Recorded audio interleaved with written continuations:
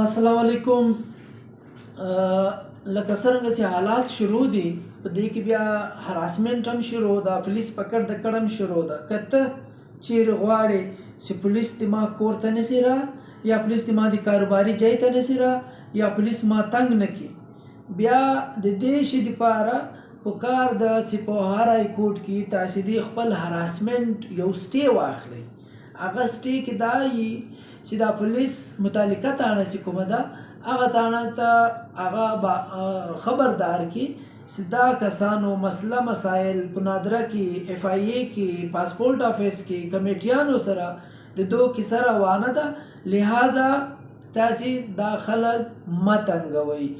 هغه نوټس سي او هغه کومه تاڼه چې د تا د کور ته یا د تا د کاروباري ځای ته، لکه اوس ته د کوټې کاروبار په لاهور کې کوي یا د لاهور کاروبار په کوټه کې کوي، پېښور کې کوي، کراچۍ کې کوي، نو د هغه دپاره ځان د حفاظت دپاره د فیملي د ممبرز د حفاظت دپاره تاسې یو سټې آرډر اخیستل دي.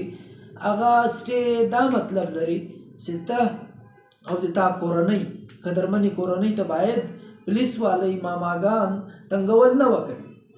ولې نن سبا د پولیس والی ته داسې نه چې د پولیس والی ټوله بد خلک دي یا غلط خلک دي، په هغو کې زیاتره د هغو غریبانو تنخواوې کمې دي، نو په دغو شیانو ګزارۍ دا د انګریز له وخته دا چل را روان ده له پولیس له محاکمې سره. نو هغه ظاهره خبره ده بلا وجه دي تا کاروباري ځای کې تنګوي، په لارې دې تنګوي، په کور دې تنګوي، په کور کې دې ماشومان تنګوي، په کور کې دې د تا تورسرې ته ټینشن جوړوي، نو ته په کاروباري ځای کې ناست یې او هلته په کور پریشانه یې، یا په کور باندې کور والی په تا باندې پریشان دي، زده یې نسي ګرفتاره. د دغو بېشکه ته پی او آر کارډ لرې، ای سی سی کارډ لرې، پاسپورټ دې بلاک ده، سین آی سی دې بلاک ده، هر هغه مسله چې در سره جوړه ده هغه مسله ته سټې واخله. دغه مسله دا سلسله د جاري دا سټې به داسې نه وي ما چې ډېر سوال کوي دا سټې به تر څه ټیمه پورې وي، نه سټې د 10 ورځو دپاره ده نه د کال دپاره ده. هغه سټې تر هغه ټیمه پورې به در سره چلي لکه مخکې چې د تا په نادره کې مسلې سلسلې روانې وې، اوس سلسله دا شروع شوه چې پولیس پکړ د کړ شروع شو، هغه د تا سلسله به روانه وي.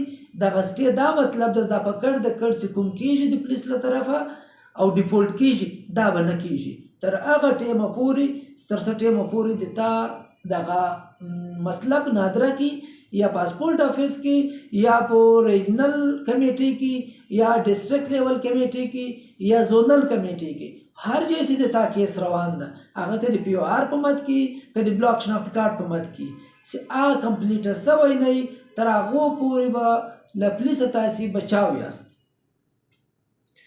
دا پروسس وکیلان کولی شي او داسې ګران مسله نه ده، او وکیلانو چې دا ریکویسټ دی ما که هر هغه داسې مجبور او پریشانه کس درسي هغه ښه ښایسته انداز کې او څونه زر تر زره ارجنټ بیسیس باندې باید ستاسې هغه ته سټې ترلاسه کوي. نور خو نو فیس دی هر وکیل خپل کار ده، خپل محنت یې کړی ده، خپلې خوارۍ یې کښلي دي، هغه د هر چا خپل فیس ده، هغه فیس مطابق بس صرف دا دا پښتنو ورونو ته زر تر زره پورې سټې ورته میلاو شي د هراسمنټ د بندېدا دپاره. نور د تاسې شناختي کارډونه به جوړېږي، خامخا به جوړېږي. 1978 ریکارډ در سره و، بیا که تا پی او آر جوړ ده که ای سی سی جوړ ده که هر کارډ جوړ ده په هغه باندې به پښتانه وکیلان خامخا بیس هم کوي او د کیس به درته ګټي هم. د هغه سلسلې د هغه ترتیب هر دویم دریم وکیل ته معلوم ده، خو د پښتنو درد او مینه چې په زړه کې هغو ته نور ډېر معلوم وي.